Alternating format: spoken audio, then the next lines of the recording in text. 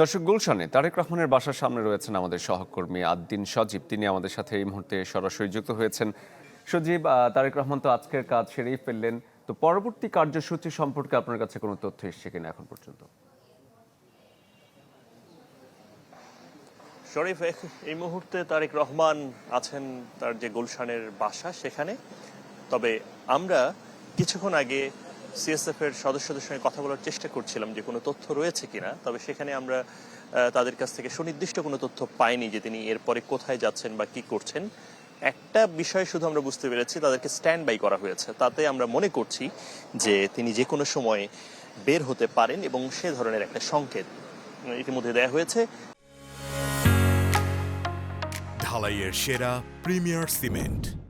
যে গাড়িগুলো অনেকক্ষণ ধরে থেমেছিল সেই গাড়িগুলো স্টার্ট দেওয়া হয়েছে এবং আমরা দেখতে পাচ্ছি যে সিএসএফ এর সদস্যরা তারা আসা যাওয়া করছে, গেট খুলছে, বের হচ্ছে এবং আমরা ধারণা করছি যে তারেক রহমান কিছুক্ষণের মধ্যে বের হতে পারেন এবং এমনটা হতে পারে যে তিনি গতকাল নানা ব্যস্ততার কারণে তার মা বেগম খালেদা জিয়া, সাবেক 3 বারের প্রধানমন্ত্রী, তাকে দেখতে যেতে পারেননি। তার মা কি অবস্থায় রয়েছেন, কেমন রয়েছেন আপনারা জানেন। এভার কেয়ার হাসপাতালে তার মায়ের চিকিৎসা চলছে, নিবিড় পর্যবেক্ষণে রাখা হয়েছে তাকে এবং তার যে সার্বিক অবস্থা সেটা কিন্তু প্রতি মুহূর্তে সার্বক্ষণিক খোঁজখবর রাখার চেষ্টা করছেন তারেক রহমান বা তার পরিবারের সদস্যরা।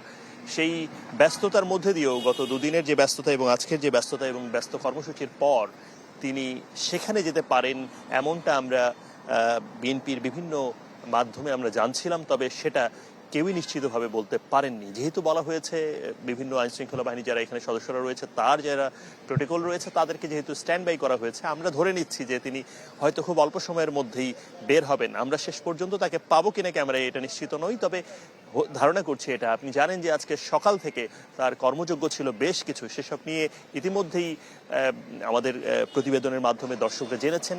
এর বাইরে আগামীকালকে আমরা যে খবরটা জেনেছি যে তিনি ঢাকার বাইরে কোথাও যেতে পারেন। সেটা হতে পারে বগুড়া 6 আসনে, যেখানে তার নির্বাচনী এলাকা, সেখানে এবং তার প্রিয় স্থান। এছাড়া আরেকটা সিলেটের কথা শুনেছি যে শাহজালাল রহমতুল্লাহ আলাইহির যে মাজার রয়েছে, শাহপরানের যে মাজার রয়েছে, সেখানেও যাওয়ার কথা রয়েছে। শেষ পর্যন্ত এগুলো কতটা হবে সেটা এখনো নিশ্চিত করে বলা যাচ্ছে না, কেননা আমরা অপেক্ষা করছি যে নিশ্চয়ই তাদের পক্ষ থেকে এগুলো আমাদেরকে নিশ্চিত করা হলে আমরা আপনাদেরকে জানাতে পারবো। শরীফ, সজীব, ধন্যবাদ আপনাকে। দর্শক, তারেক রহমানের গুলশানের বাসার সামনের চিত্র দেখাচ্ছিলাম আপনাদের।